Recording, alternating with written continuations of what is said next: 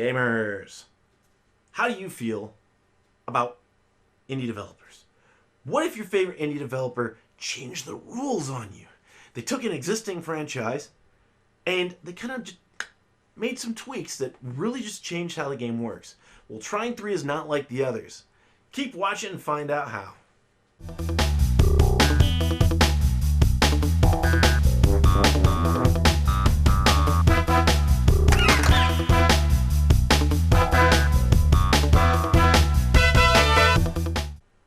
Trine 3 is the follow-up, obviously, to Trine 2. And Frozen Byte is one of those indie developers that I just root for, guys.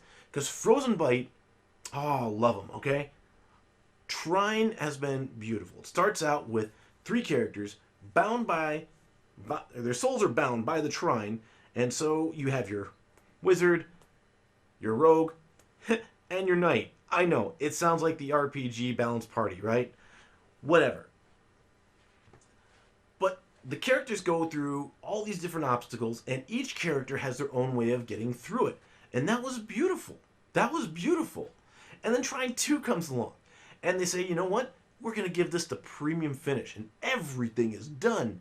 1080p.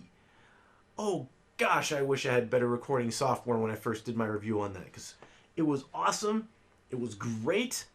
And the storytelling just drew you in. Trine 2 was so beautiful. Any screenshot, by the way, with the finish, any screenshot could have been a background, just like a work of art desktop background. Booyah, guys. Booyah. Trine 3 now. Trine 3 takes everything they learned from Trine 2, and it's kind of like having your next door neighbor, you know, come in and rearrange your house. Some things work, some things don't. So first thing you notice is that this game is now 3D. Other games were like 2D platformers. Now this has actually a 3D where you're moving all around in and out of the background and such. Okay, I can get with that. I have no issues there. The characters have changed to accommodate this new 3D. And so the way the characters have changed is you've got first Amadeus. Amadeus. He now has only 1 box. In previous games, he could get 2, 3, 4 boxes. And you could use his boxes to like stack them and figure things out. In Trine 2, there was actually a glitch, and I loved it, where you could actually put a plank on a box and you could surf people around, so long as you were able to balance the box. And that was cool, because it wasn't breaking the game. But in this one, he only gets 1 box. No planks, no pivots, just 1 box. And that sucks. It sucks because the fact that he could have multiple boxes meant that you could do more complex puzzle solving. And in this one, it's just now, oh, here's your environment. Figure out where that 1 box goes. Have at it. I don't like it because the box puzzles were so much cooler in the earlier ones for Amadeus. But now, with the 3D, Amadeus and Zoya suffer from a targeting issue. Amadeus, when there's a box next to him in the other one, he had this little reticule that moves around. You'd use that to lift your box, move it around, whatever. And you could choose it. And it was cool. And to some degree, it would kind of assume the box in front of you was the one that you wanted. And so it was much easier to move your boxes around, manipulate them and stuff. Now in this one, judging whether you're in the foreground, background, or getting something pinpointed on an enemy is very difficult. And since Amadeus fights by dropping boxes on enemies, you have to look for shadow clues, and it's not easy to control, especially when you're being pushed by an enemy into, you know, when enemies are attacking and you need precision, you have to be quick. And fighting as Amadeus is worse in this one than it was in the previous games. Ugh, they nerfed my favorite character. Ugh. Then you have Zoya. And Zoya, like Amadeus, interacts with blocks as well. Zoya's different, though. She's more like something out of Lara Croft in the Temple of Osiris. So she can connect ropes to boxes, and she can pull them along and then connect those ropes to other things. And by connecting ropes, that's how you solve Zoya's puzzles to get past things. And it's pretty neat that she can do that, because Now you have two characters that are moving stuff around, and that movement actually gives you the ability to solve more interactive puzzles, especially when you have two players. My wife loved playing as Zoya, and when she was playing as Zoya with us, we would argue a bit, but you know what? At the end of the day, her ability to use Zoya to solve some of the things that I couldn't do with Amadeus worked very well. It fostered cooperation that wouldn't have been there had the game not added those to Zoya. So, great. But Zoya loses. Her fire arrows and some of her ability to swing from place to place has been nerfed. Because now you only have the jewels up ahead. And if you don't have the jewels and the hooks, the jeweled hooks, then at that point in time, what happens is Zoya can't swing. It used to be she could swing off almost anything. Now her swinging is severely limited, which makes it just, it's frustrating because the freedom of playing as Zoya is not there anymore. It's not there. They dithered her character, just like Amadeus has been dithered. Pontius. Pontius is great. This is the best I've seen Pontius. Now, in previous ones, he could shield up and defend against stuff. His shield's still there. His sword's still there. He doesn't have his hammer, but I hated the hammer. Pontius now has a dash, and he can use it to trip up enemies, push enemies around, and that gives Pontius a major boost. If you ever get into battle, use Pontius.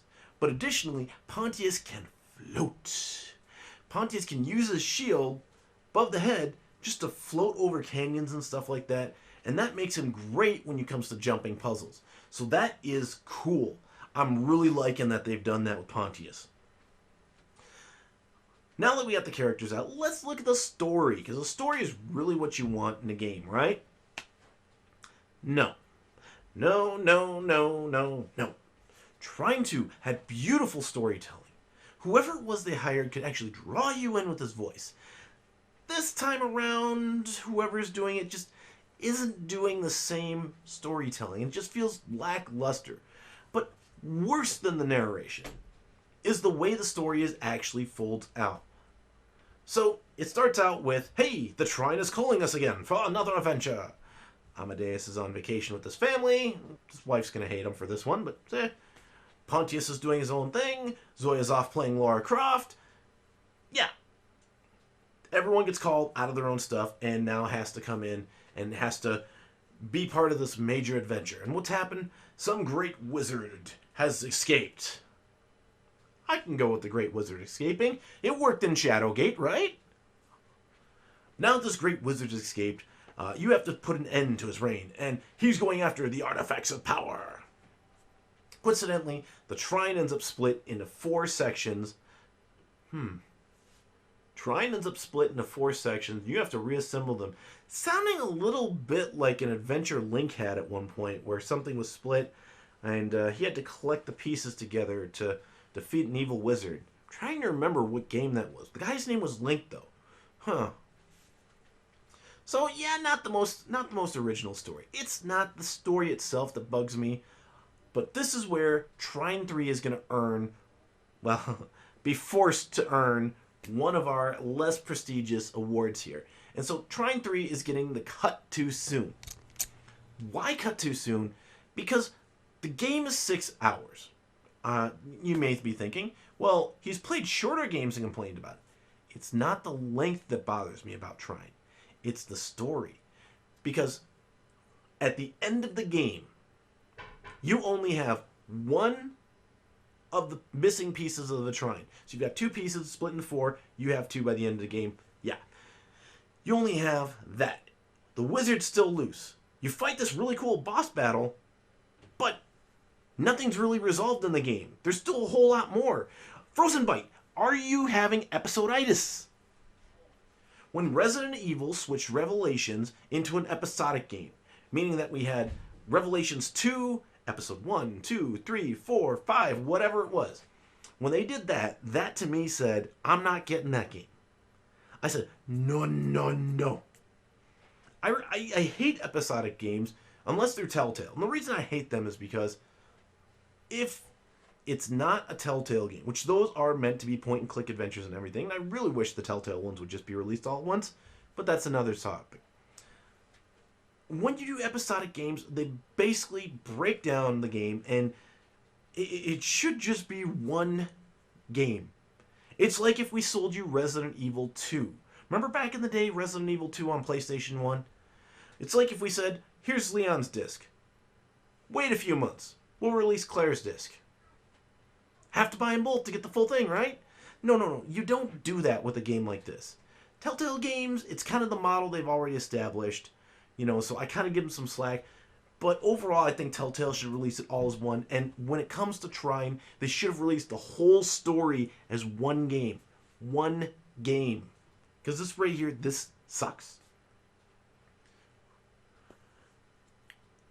I'm disappointed in the length of the game. Well, in the story, more than the length. That's my biggest disappointment. Everything else about this game, I can kind of fudge a little bit.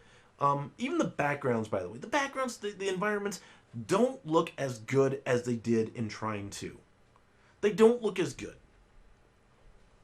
And so, Trine 3, it's not Shovel of Shame worthy, but it definitely is a game that you kind of want to wait until it's on a major sale, like down to like $5 or something like that. Because if you're going to sell it to us episode by episode, guys, no, I wait till it's 99 cents. I mean, I'm not paying for a game that does this to us. No. If you want to give us the rest of the game for free, then I will retract my statement. Overall, though, decent game. I wouldn't pay full price for it because it's not the full story. And so there you have it. Morals as always. Mythological creatures, weapon combat, magic usage. I mean, pretty much it's the standard stuff you'd expect to see. It's not violence. There's no profanity or anything. It really is. This is almost something I could have as a storybook for my kids. Almost. But there's not a whole lot I could say morally about it. It's a decent enough game. It's just it's not totally clean if you have issues with those things. MoralGamer, MoralGamer.com.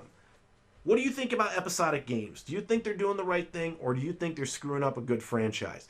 Comment below as always, and we look forward to seeing you next time with our next review. Thanks for watching.